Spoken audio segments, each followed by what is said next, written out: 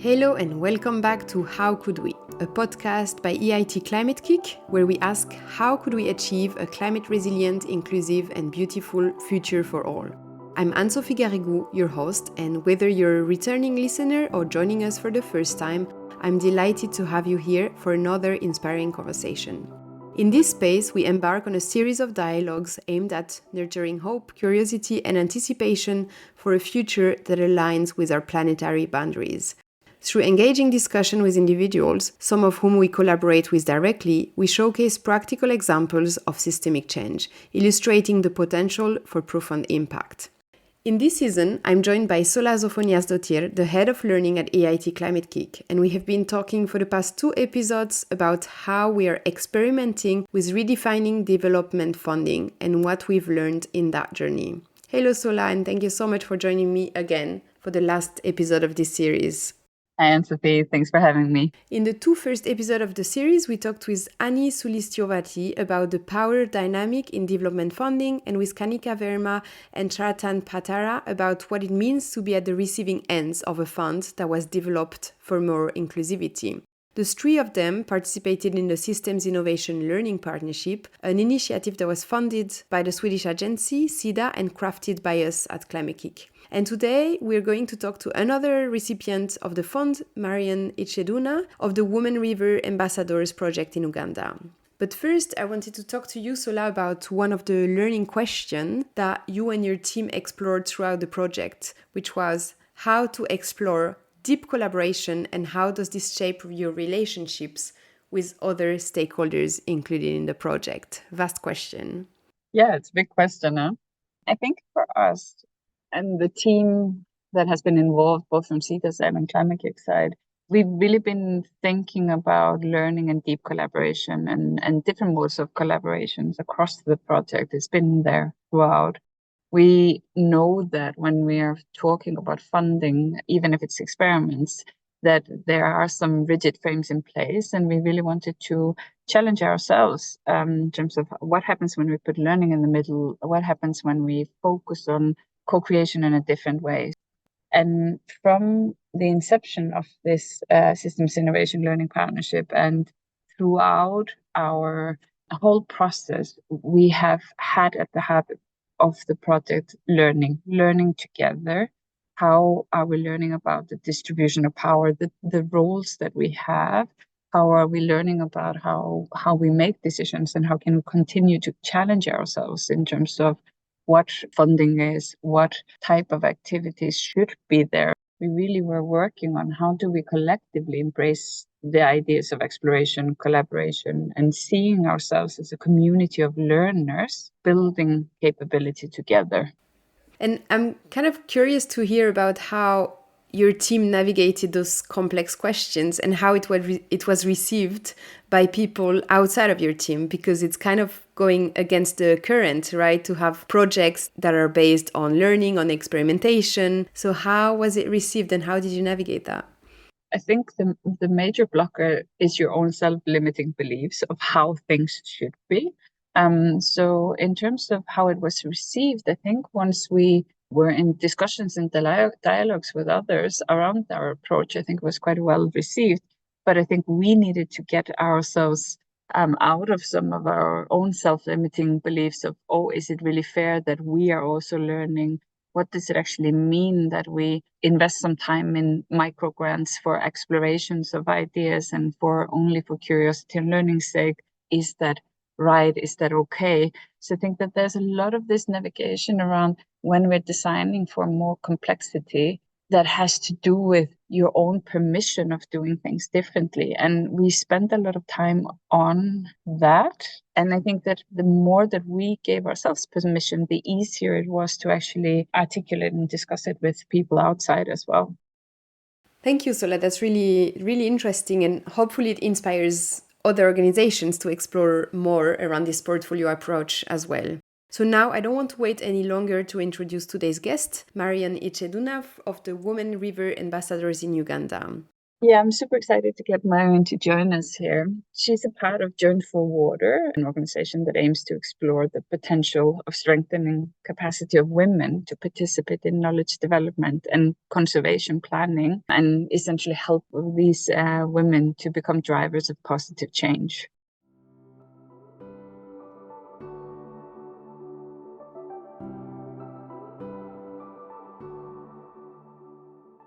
Hello, Marion, and thank you so much for joining us. We're really excited to talk to you today. So, we've said a few words about you in the introduction, but can you introduce yourself? Yeah, thank you so much. And hello, my name is Marion Icheduna, born in Uganda, and I'm an expert in water and climate change. That is my professional line of things. I love nature. A bit away from the profession, I love nature walks. That is me. I'm a mother, and I connect so much with nature. I work with Join for Water as an advisor, and Join for Water is a Belgian organization. We are an international organization and an expert on freshwater resource protection and socio-ecological resilience. Our focus is really on the right to water for today and for the future generations. And this right to water can only be achieved if we protect and sustainably manage our freshwater resources. It is something that we believe at Join for Water and something that I resonate with as a person. We work across 9 countries, 5 in Africa, including Uganda, where I sit, the Democratic Republic of Congo, Burundi, Mali, Benin. We also work in the Andes, that is in Ecuador and Peru. We have worked in Haiti, but recently moved out because of what is happening currently in Haiti. And our headquarters are in Belgium. So we have a team in Belgium and then in the 5 African countries and in the Andes. Fantastic. And do you want to tell us a little bit about the project that you're working on with the SILP funding? Yes, indeed. As Join for Water, we're really privileged to be part of the cohort 2024 for the Systems Innovation Learning Partnership Fund. And I must say that for us, out of the other experiments, I think ours was more focused on women. It had a gender perspective. So we're looking to really experiment about warriors. And when I say warriors, not the ones with guns, but it's an acronym for Women River Ambassadors. So we were looking to test a concept around if we strengthen the capacity of women to participate in knowledge management, conservation planning, can women actually become drivers of change in managing rivers and the land around rivers? And maybe just to speak a bit to that, is that in Uganda, river management is defined by policy, and the whole planning around river management is driven by policy. And because of that, it mainly focuses on the leadership that is also predominantly male. So over time, the voices of women are not heard in this process. And so in setting up this experiment, we thought that if probably we strengthen the capacity of women, maybe it can turn out differently in terms of how women participate in river planning. I'm curious if you could tell us a little bit about why did you decide to apply to the SILP Experimentation Fund, and how was it maybe different to other funding opportunities? First of all, I would like to say that for the past 10 years, Join for Water has worked on integrated water resource management, which requires understanding systems very well. And in those 10 years, we have experienced that it is not straightforward to translate systems thinking into practice. And even then, it is challenging to define the boundaries of a social system, especially around natural resource management. So given the many actors and interests around natural resource management, even measuring impact at system level becomes a bit challenging. So when we saw this call tagged to experimentation, we thought probably it is time for us to kind of pick some insights around experimenting with systems, especially in the sense that we work with natural resources and it's a bit of a complex system. So we really went for this call with the idea that we wanted to go in there and learn, because it had both an experimenting and learning perspective to it. the difference, what makes it different from the other funding that we've been applying for.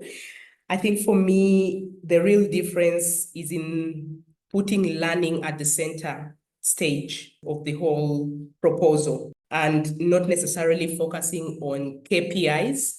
From developing the proposal to implementing the experiment to sharing with the other cohort members, it was always about learning and driving the experiment based on learning and emerging changes within the experiment. So that was a bit really unique about the Systems Innovation Learning and Partnership Fund. Did receiving the fund impact the development or implementation of your project at all?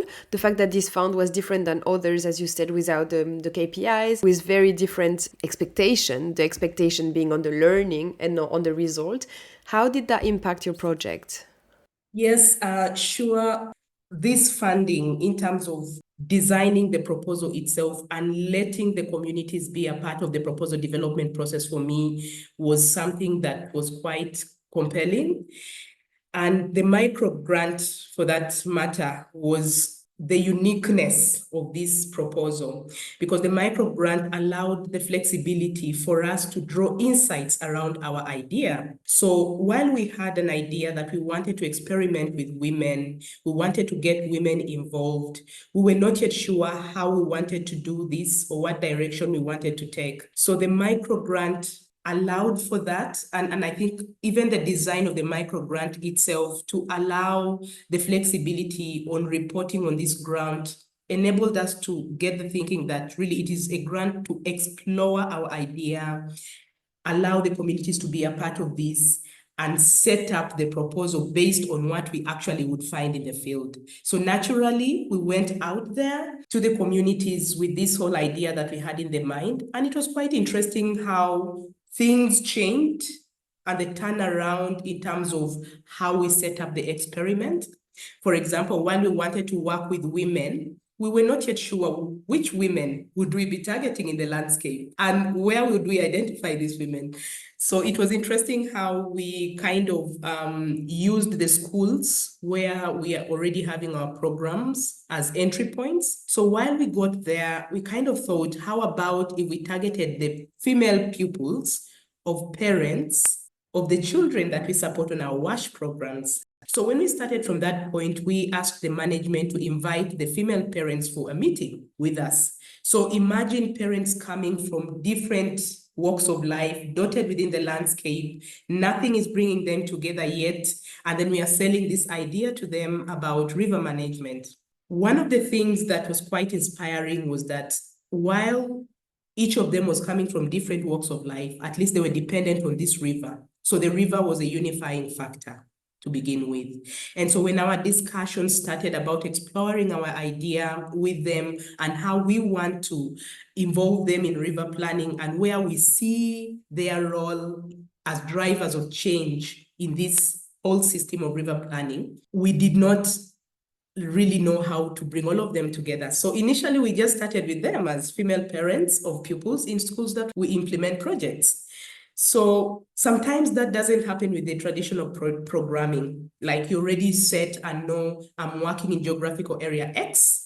I want to target 50 women, 40 men from existing groups probably. So you want to already to work with the existing structures, which is okay, but it doesn't allow for you to experience people's willingness to participate and how they would like to participate.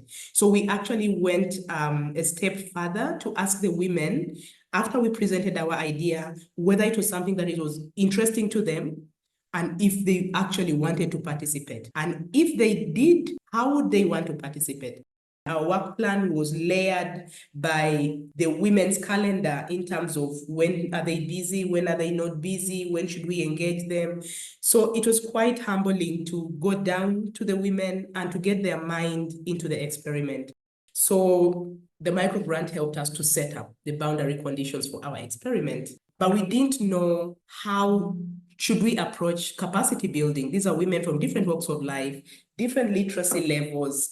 And so what does it mean to design a project to strengthen their capacities? So again, we explored with other actors, including the university, there are possibilities for us to develop a local curriculum for the women. And so it was interesting sharing with the university colleagues that they had initially worked on some similar, simple, short courses that they can even customize to the rural women. And we found that quite interesting. And if it wasn't for the micro grant, we wouldn't have gone that depth to kind of explore the possibilities of capacity building for rural women. I feel that, yes, indeed, that also enabled us to give direction to our proposal at that level, but also to give it naturally what kind of approaches are possible. And then probably the last component I will say is in regard to spaces of engagement, because at the end of the day, within the experiment, we foresaw that these women could start engaging with the duty bearers. But in most cases, until you know where those spaces are and there is willingness of the leadership to actually allow women to have these spaces and demonstrate their ability, then you probably can hit a snag. So in that time for the micro grant, we're also able to explore where are these spaces, who can we influence, who can we work with?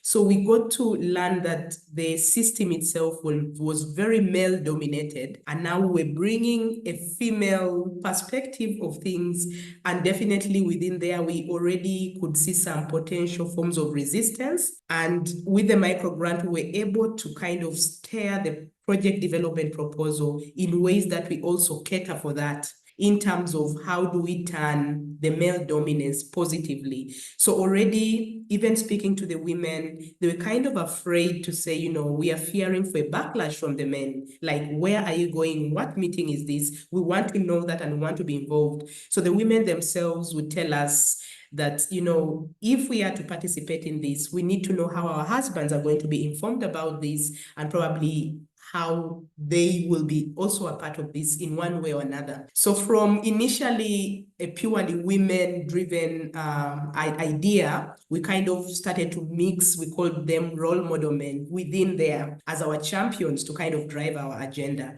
And I found that a bit already a way to kind of manage the potential risks of backlash for this kind of approach. So indeed, the fund, especially the micro grant, enabled us to kind of set the boundary conditions for our experiment, but also the foreseen potential risks within the experiment.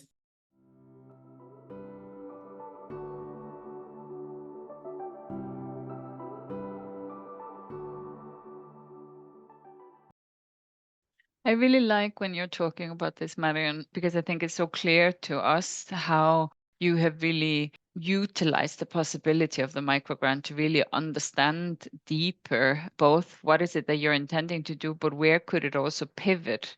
And I think that for us was a key learning with the feedback from yourself and others, that this way of being more open to that good ideas and good grant proposals also need some time for reflection and a little bit of space to get a little bit more nuance, feedback, understanding, insights around, is this actually really applicable? Do we really think that this is the best way forward? And I think that what you've done here in terms of also the testing connections in relationships, how can you leverage already existing relationships, has been so interesting.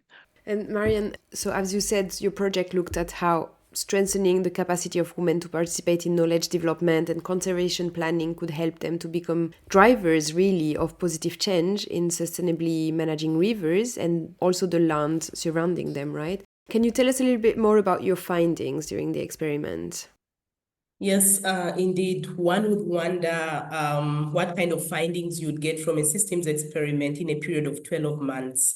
But I'll tell you that there was quite some compelling findings, I think particularly because we focused on learning. And I will share about 5 very inspiring findings that we got from this experiment. The first one was really around the need to balance the social aspects, the environmental aspects, and the economic aspects of the experiment. So like I said initially, we identified these women dotted within the landscape. Nothing was really bringing them together, but the whole idea around the river being the common ecosystem that was bringing them together, and because they interact with it more, it was some kind of connection. But we realized along the way that if we finalized with the experiment, these women might not necessarily come together because there is nothing else that unifies them. So geographically, they're distributed in different areas. So what is that is going to glue them together? So for me, the first really finding and the learning that we had on the project was a concept around introducing a component that would enable women to keep meeting together, sharing together. So we created, I would call it a safe space through financial literacy, a model called Village Saving and Loaning. It's an association that brings together small groups to save together, to loan together, and they can meet fortnightly just to come and save and loan together, but also to discuss other aspects. So when we ask the women about what they feel can bring them together, they themselves actually mentioned about how about if we saved and loaned together. So we kind of identified a trainer to bring them together, give them a bit of social dynamics around groupings, but also financial literacy around if you're saving together, what does that mean? How can you use the money? But importantly, we wanted to link this to river management. And so we were challenging them to say, if you came together, it is really that the river brought you together initially. How do you turn the financial component to actually plow back to the river that is going to be able to, kind of feed you within this experiment? So it was interesting how we embraced the economic aspect and combine it with the social aspects and the environmental aspects on the program. So to say it was our pillar on sustainability, but it kind of came naturally because we were looking for something that could bring these women that are dotted within the landscape together, but on an agenda of protecting the river, but also having an added advantage of improving themselves economically as women. And as we know, a woman who is empowered is also economically empowered. So it kind of naturally fit within our conceptualization of empowerment. The second finding is on gender and inclusion of men as champions. And like I mentioned initially, when we set out there with our idea of the warriors, of the women river ambassadors, in my mind, personally, I had women. So when we went to the context and the reality, where we had as skirts, some of the skirts had to turn to shorts and trousers, not by accident or not by anything, but we were trying to manage and turn a potential backlash to an opportunity. So we kind of started to engage men. And when you go to the project site now, the women river ambassadors are not purely only women, but they are dotted men. And these men are playing a critical role in terms of helping to advance the agenda for the women. And so it was not only within the women river ambassadors, but also within the other actors, government, for example, because already in terms of the leadership in the environmental sector, most of the leadership there is male dominated. And so when we brought in the whole aspect of male champions, we could also identify male leadership as champions for this concept. And they felt belonging. And because of that, we kind of found the experiment naturally evolving into even things that we were surprised to see at the end of the day. The third thing was about having subjected the women to the community embedded curriculum. We were really impressed by how these women got attracted to river management, and they kind of started to share their own lived experiences about managing for floods, about how to make use of the river to benefit them by growing vegetables in a more sustainable way. So having got subjected to the curriculum, they took interest in a number of activities. And I would say at that point, even the university we collaborated with started to identify these women as citizen scientists. And they kind of started to look at them as a resource that could be used to measure river flow and probably wire this data to the university for purposes of research on disaster risk management. And we found that quite compelling. And these are conversations that we continue with the university. The women are willing to do this. and they feel they've got the credibility to be identified as citizen scientists. And for us, again, it was an emerging finding that again strengthened the agency of these women and for them to be recognized as contributors in the system, but not just beneficiaries of this system that we're trying to transform.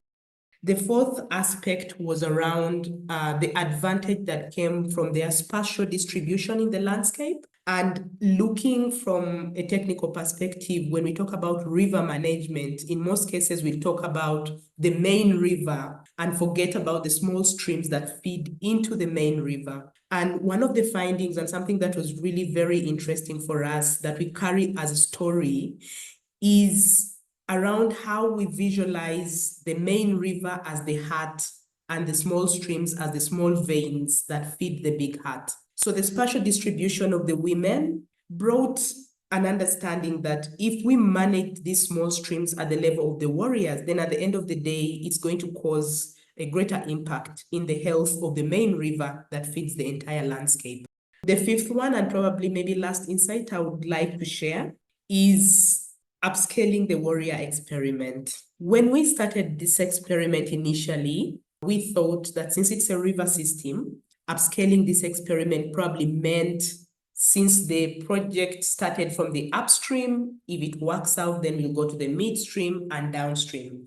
But one of the findings that came even more revealing to us was the whole aspect of expanding the warrior concept from the women river ambassadors to other actors, including the professional side of actors.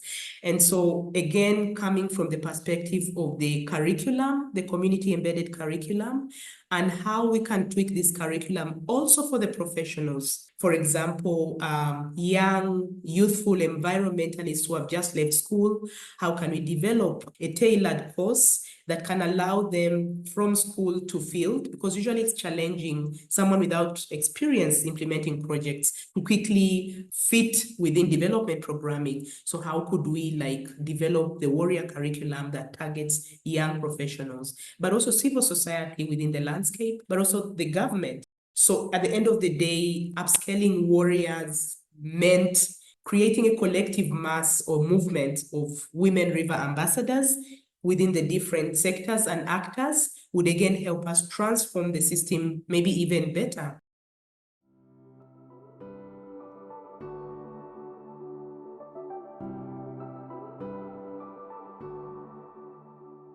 It's so interesting to hear you talk about the different types of collaborations, the different types of connections, because for me, when I hear you speak, there's such a rich web of the women, their spouses, the university, the youth. You start with students and then you're going to the mothers. You're really utilizing a lot of connections in this project. I'm curious about, was there anything in terms of these collaborations and connections that have emerged that you have worked with? Was there something around the design of the grant or the fund that made this possible?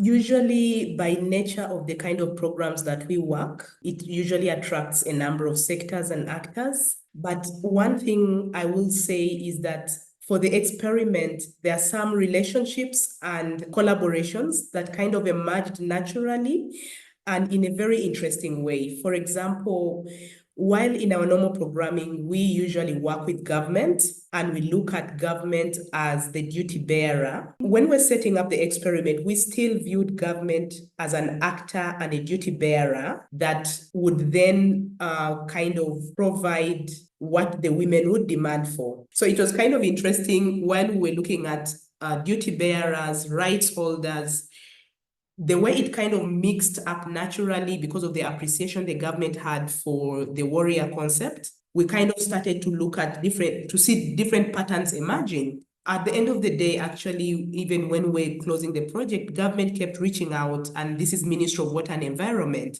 to say, how about if we tested the warrior concept as one of the structures to actually deliver some of the government programs on river management? How about that? As Joint for Water and partners, will then remain as a convening partner for such emerging relationships that we didn't even anticipate in the beginning of the experimentation.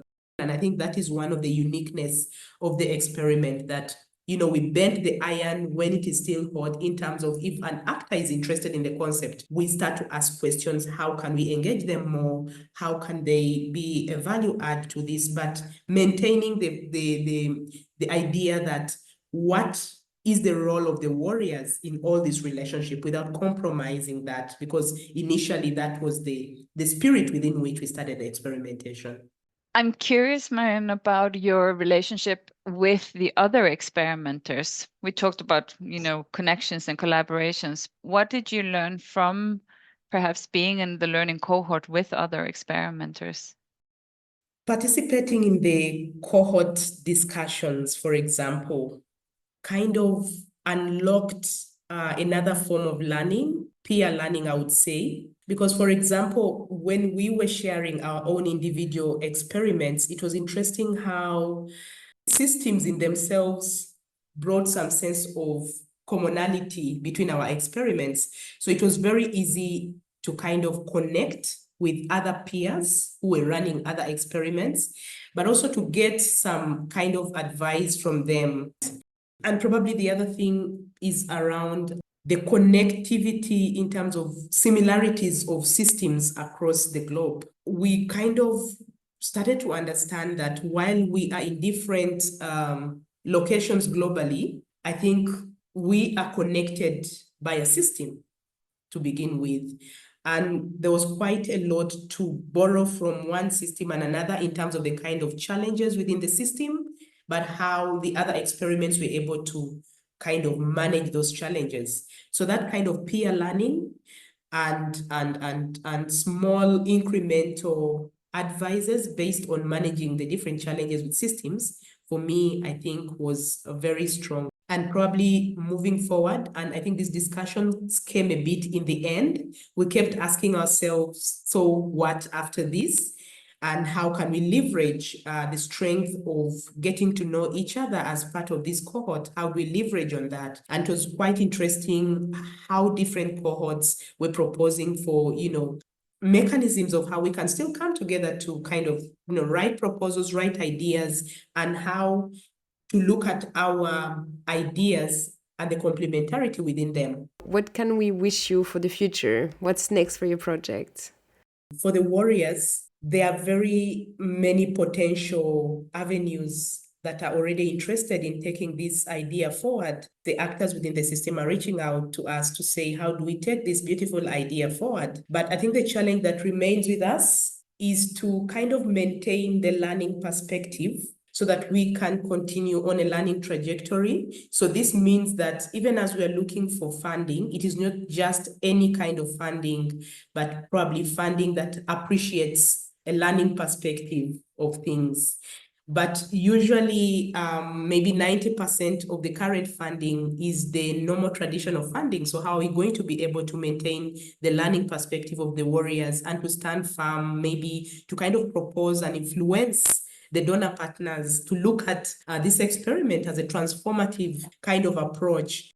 I think, Marianne, this is interesting in terms of what you're saying there, because I mean, of course, this experiment was all about that, about opening up the boundaries a little bit and trying to challenge ourselves to put learning in the middle. And that's really our hope as well, that we can shift so more of the funding opportunities are geared towards this, that the learning is in the middle, and that we, coming back to what we were talking about before, that we are also focused on that different projects, diverse projects or initiatives can actually be great allies and learning partners to one another. And that leverage, that not everyone needs to be in the same thematic work or the same geographic location to really be able to inspire and work with one another. And I think the river ambassadors and the links back to development alternatives and the bonds that you created in those ways across the program also is a really, really interesting insight for us, of not to be afraid of breaking out of the thematic boxes.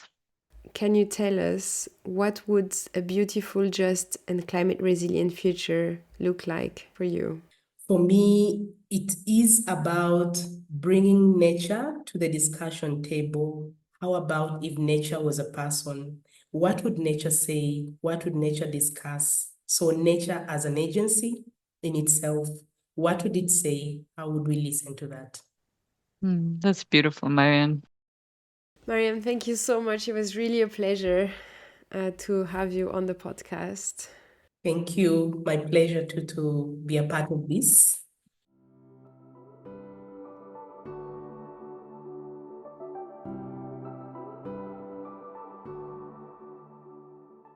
What an interesting project. Sola, is there anything in particular that Marianne said that you want to come back to? There's a lot of things that Marianne was touching upon that I think is a sort of good food for thought.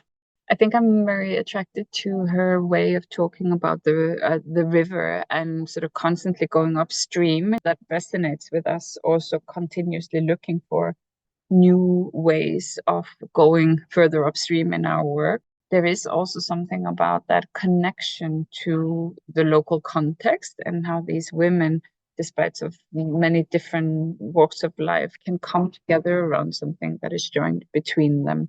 And that the initiative that they have in terms of joining also through other activities, so being constantly on the lookout, where can we create more synergies, is really what this is all about, building those relationships, as we've also been talking about in previous episodes.